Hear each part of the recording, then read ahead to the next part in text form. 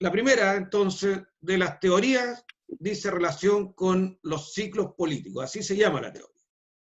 Formas buenas de gobierno, formas puras de gobierno, formas útiles, provechosas para la gente, para las comunidades, se transforman indefectiblemente, invariablemente en formas perniciosas, en formas impuras, en formas nocivas. Y esto es un ciclo que va girando, ¿cierto? Pasamos de una forma buena, de un gobernante puro, de un gobernante útil, al mismo que se transforma después en un gobernante impuro, en un gobernante corrupto. El término que él usaba, ¿cierto?, era la corrupción, que es el mismo término que usamos nosotros.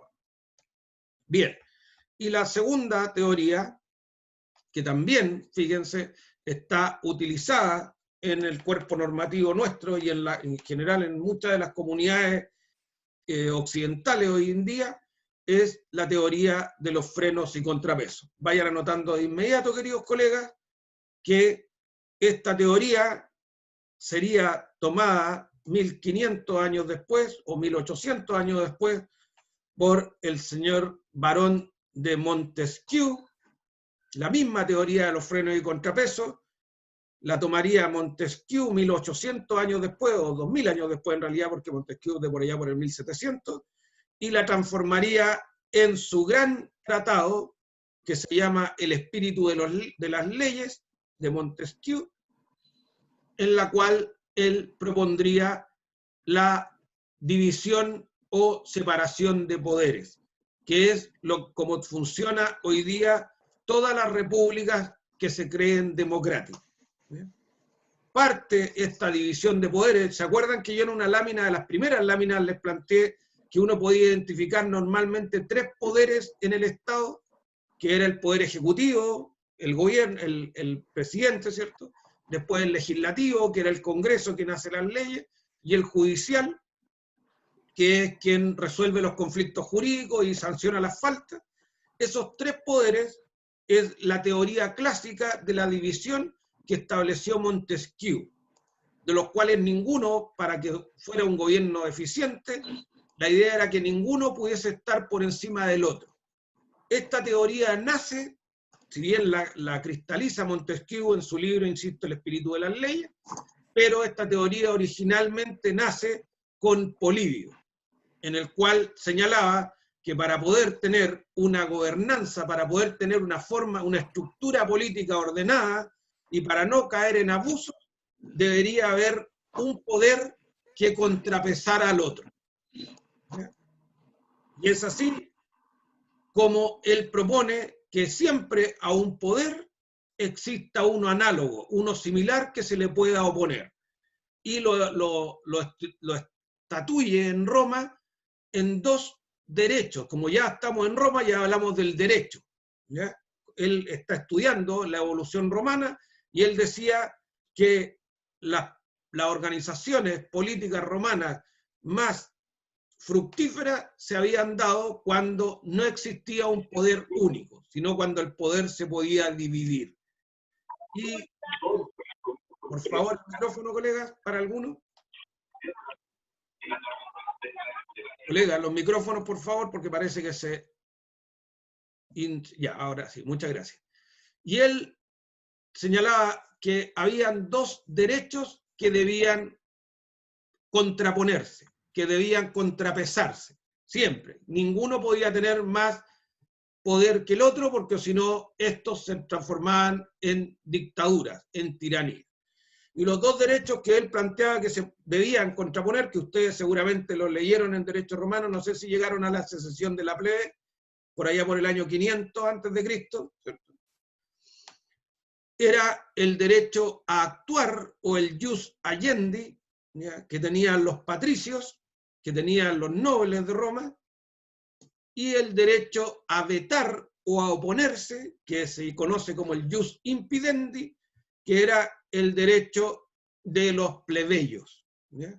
A todo derecho que emanaba de la casta gobernante, de la casta privilegiada romana, que era el jus agendi, el derecho a actuar, tenía que haber un poder similar, análogo, que se pudiera oponer. Y este era el jus impidendi, el derecho a oponerse o a impedir que toda la norma se ejecutara tal como lo quería un poder determinado. ¿Ya? Por lo tanto, ¿cómo se solucionaba eso? Llegando a un consenso. Por eso es tan útil cuando sale que cuando más avanzan los gobiernos, cuando más avanzan los estados, los países, es cuando se gobierna con consenso. ¿Ya? Y eso es lo que hemos visto todavía hasta el día de hoy. Cuando se polariza, cuando se usan términos como retroexcavadora o se usan términos como totalitarismo, como dictadura, ¿cierto? Los países no avanzan como debiera avanzar. Cuando se avanza es cuando se usan los consensos. Cuando al derecho de hacer se le opone el derecho de vetar o de impedir y se llega a un consenso que deja bien a todas las partes. Eso es lo que en teoría de los negocios se conoce como el win-win. Ustedes lo van a ver seguramente. Ganan todos. Todos ceden un poco, pero todos ganan. ¿Ya? Esa es la forma que mejor se organizan las comunidades. Y esto es lo que evaluaba Polibio por allá por el año 200 antes de Cristo. Su segunda teoría entonces es la de los frenos y contrapesos. A todo poder de actuar tenía que oponérsele un poder análogo, un poder similar, que es la teoría, que impidiera que no se llevara a cabo todo lo que ellos querían.